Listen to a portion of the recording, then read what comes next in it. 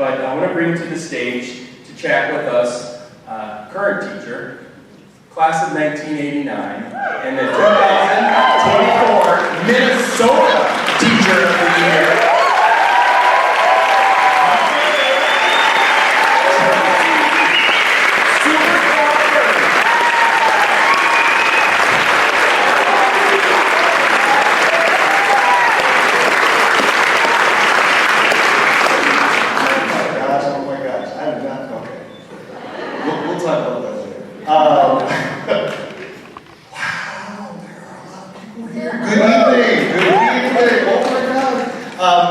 It is my honor and privilege to be here. As Jerry announced, Washburn's first Minnesota Teacher of the Year. I would like you to do me this one favor. Do this one favor. Look to your neighbor to the right and tell that neighbor, Minneapolis and Washburn is hot right now.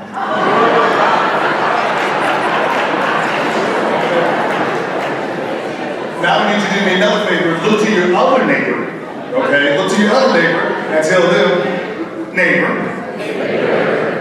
Washburn is a special place. You are all invited to 0-hour 9th grade English. You can come on in and we do this type of thing all the time. Like Jeremy said, in the interest of time, I just want to go back to the 100 year. And as we were getting ready to start school here in a few weeks, I started thinking about how would this staff react if on September 2nd, 200 more students showed up than what we expected to happen. like seriously, what would, exactly. They said, the three in agreement that we would make it happen. Because that's what we would do. It's one of those things where I imagine that they would go something like this. Teachers would be in their classrooms, checking their rosters. They would see an additional 8 to 10 students in every class and kind of figure out what's going on. You would find some of the admin walking around the building, looking, introducing themselves to students, introducing themselves to other staff members. You would find the other half of the admin frantically trying to figure out why 200 people are in this building and what can we do to accommodate schedules and everything like that. But at the end of the day, we would get it done because that's just what Millers do. We do that.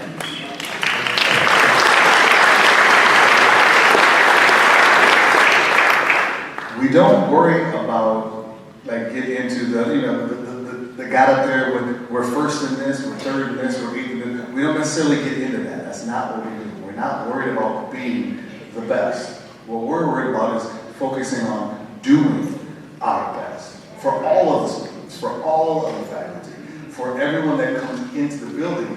So when you have success like this for 100 years, it can't be just the students. It can't be just the staff because everything turns over. So it has to be the community in which it's rooted has this understanding. And the only way I can think about it is it's the Washburn way. It's what we do. It's how we do what we do.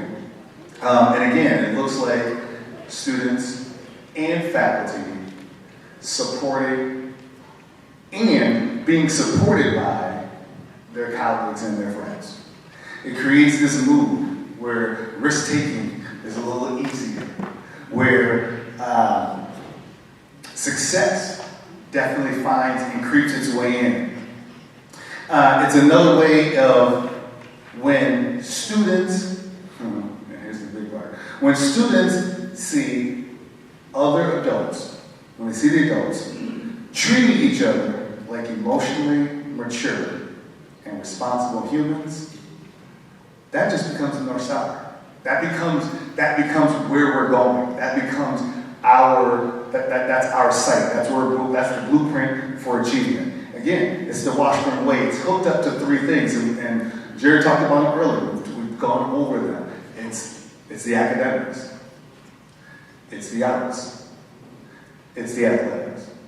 Those pillars make up this institution. I mean, there's no denying that. I'm just going to, in the interest of time, I'm just going to touch on 3 because, I mean, there's thousands of them. I spent a couple weeks ago in Huntsville, Alabama, and I was able to go to NASA. And being down there, walking in and seeing all, you know, the rockets and the astronauts and things like that, but then it was like, but there's Bob with them. Class of 67, from Minneapolis, Washburn. So it's not like we have astronauts from Washburn. Like, you don't have to travel out to, you don't have to go to a private school. You don't have to go to Big Island. You don't have to go to Disney. You don't have to go to Eden Prairie to have all of that.